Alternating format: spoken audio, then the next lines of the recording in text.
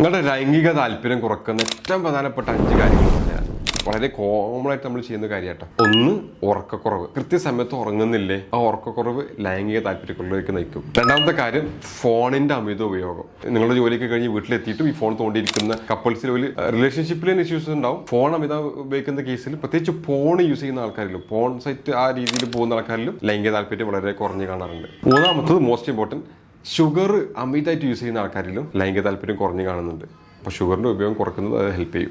4ാമത്തെ കാര്യം സ്ട്രെസ്സും ആങ്സൈറ്റിയാണ്.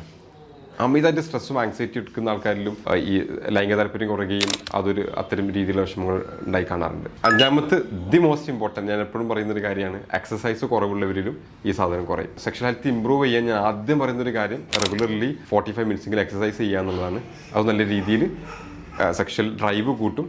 അപ്പം അതില്ലാണ്ടിരുന്നാൽ സെക്ഷൽ താല്പര്യം കുറയുമല്ലോ. അപ്പോൾ നിങ്ങളുടെ ലൈംഗിക ബന്ധം അടിപൊളിയാക്കാൻ ഈ കാര്യങ്ങളൊന്ന് ശ്രദ്ധിച്ചാൽ മതി, ലൈഫ് കളറാവും. Thank you so much.